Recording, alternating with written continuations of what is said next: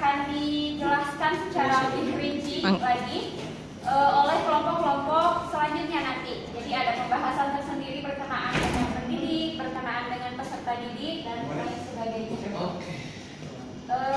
Baik, langsung saja kepada pembahasan yang pertama, berkenaan dengan pendidik dalam pendidikan Islam. Nah, jadi secara umum pendidik adalah orang yang memiliki tanggung jawab untuk mendidik. Nah, jadi jika secara umum yang disebut pendidik itu bukan hanya yang kita kenal sebagai guru atau dosen ya, tetapi juga mungkin ada yang pernah mendengar istilah pendidik kodrat. Ada pernah mendengar? Pendidik kodrat ya. Atau yang pendidik kodrat itu siapa? Adalah orang tua yang memiliki hubungan darah dengan anak. Karena secara kodrat memang saat orang tua atau seorang ibu itu melahirkan anaknya, berarti secara tidak langsung memang memiliki tanggung jawab atas tumbuh dan kembang dari anaknya begitu. Ya. Jadi itu tadi ya, secara umum pendidik itu bukan hanya yang kita kenal sebagai guru atau dosen gitu. Ini secara lebih luas. Kalau secara umum, ya, secara umum. Nah, sementara itu secara khususnya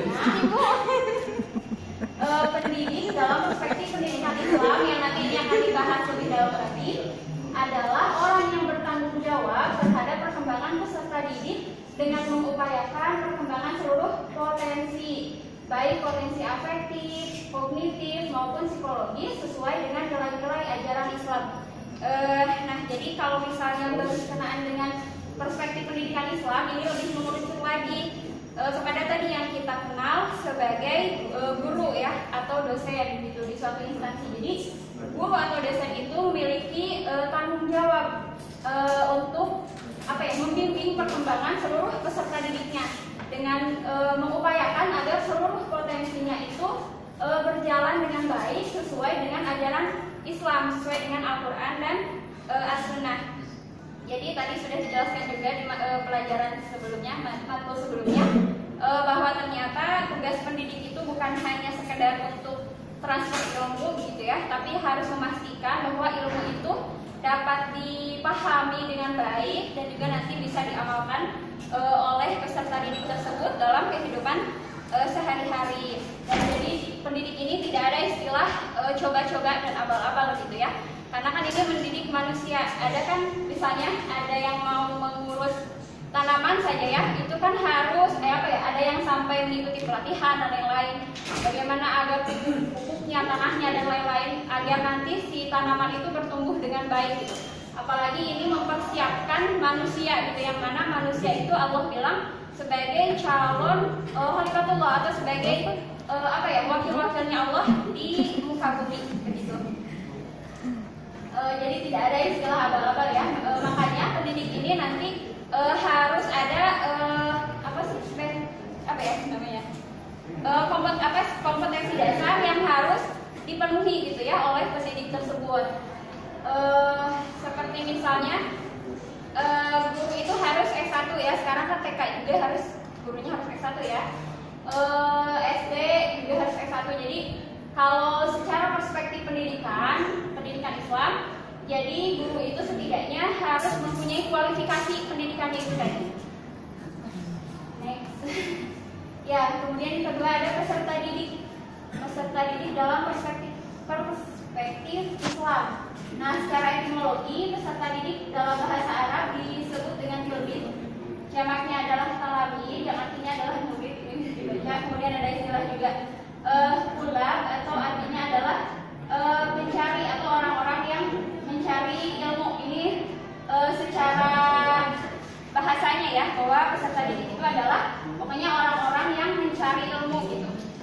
Jadi tidak terikat suatu instansi atau misalnya usia SD, TK, SMP, tapi pokoknya setiap orang mau itu usianya berapapun, selama dia memang kan ada istilahnya kemarin membahas tentang belajar sepanjang hayat ya. Nah, jadi kalau misalnya kita mengacu kepada belajar sepanjang hayat, berarti semua dari kita itu sampai usia berapapun judulnya adalah sebagai peserta didik begitu.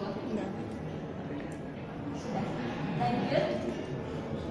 Oke, kemudian kita masuk kepada tujuan Nah, tujuan pendidikan Islam ini terdapat tujuan umum, juga tujuan khusus. Nah, apa saja yang termasuk kepada tujuan umum? Yang pertama ada membentuk akhlak yang mulia. Nah, ini sudah sering kita dengar juga ya, bahwa memang tujuan dari pendidikan itu bukan hanya pendidikan Islam, memang untuk membentuk akhlak peserta didiknya, membentuk akhlak yang mulia. Karena kan percuma ilmunya banyak gitu ya, tetapi kalau misalnya akhlak dan adabnya minus, juga itu nanti akan menghadirkan banyak mudarat gitu ya dalam kehidupan selanjutnya. Kemudian yang kedua, mempersiapkan peserta didik untuk kehidupan dunia akhirat. Nah, jadi tujuan pendidikan Islam itu lebih kepada orientasi. Jadi menekankan kepada orientasi peserta didik. Kalau misalnya pendidikan secara umum, mungkin sah-sah saja orientasinya itu hanya dunia. Saya nanti saat bekerja ingin memiliki gaji yang besar misalnya. Nah, akan tetapi tujuan pendidikan Islam ini orientasinya lebih jauh lagi kepada akhirat. Maksudnya gini, teman-teman. Jadi kenapa di tujuan pendidikan Islam ini menekankannya kepada orientasi akhirat? Karena jika kita hanya berpegang pada orientasi dunia, itu orientasi yang sangat lemah. Maksudnya itu kita mungkin sekarang sering banyak sekali berita-berita bunuh diri dan lain semacamnya. Itu mungkin saja mereka itu kehilangan orientasi atau orientasinya mungkin kurang tepat gitu, sehingga pada saat tidak sesuai dengan apa yang ia inginkan. Karena kan kalau orientasi dunia itu sifatnya relatif ya.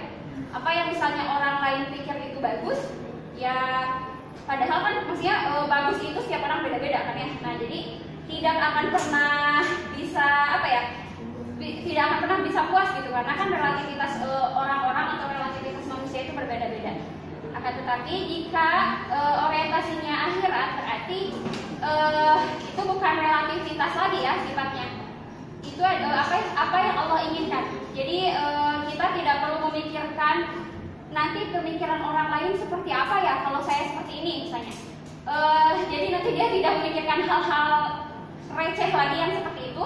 Yang penting Allah di situ ridho. Yang penting itu sesuai dengan apa yang Allah apa yang Allah inginkan gitu ya. Jadi on the track saja gitu loh. Kalau untuk poin yang ketiga, mempersiapkan peserta didik dalam dunia mencari rezeki yang profesional. Jadi setelah tadi ya akhlaknya terbentuk, akhlaknya mulia, kemudian orientasinya juga sudah terbentuk. Nah, nanti di dunia pekerjaannya dia akan menjadi pekerja yang profesional gitu. Kemudian menumbuhkan semangat untuk selalu belajar dan mengkaji ilmu. Jadi ini lebih kepada nanti si anak didik ini mencintai ilmu ya, bukan hanya nanti itu bukan hanya tahu teori begitu, tapi bisa dia amalkan juga dalam kehidupannya sehari-hari. Kemudian ada tujuan khususnya. Nah, tujuan khususnya ini yang pertama memperkenalkan kepada peserta didik tentang akidah Islam, dasar-dasar agama, rukun Islam, rukun iman, tata cara beribadah yang benar sesuai dengan syariat Islam. Ya, terutama ini kepada anak-anak TK. Misalnya ini tuh hal yang sangat urgent ya untuk diajarkan. Karena kan usia TK itu usia golden age ya. Meskipun ini tidak hanya untuk usia TK, karena kan manusia sifatnya emang pelupa juga. Nanti di pendidikan-pendidikan selanjutnya SMP, SD, SMA itu juga diajarkan kembali untuk merecall. Kemudian yang kedua, menanamkan keimanan kepada Allah, pencipta alam, malaikat, rasul dan kitab-kitabnya. Jadi ini lebih mendalam ya, lebih spesifik daripada yang 30. Gitu.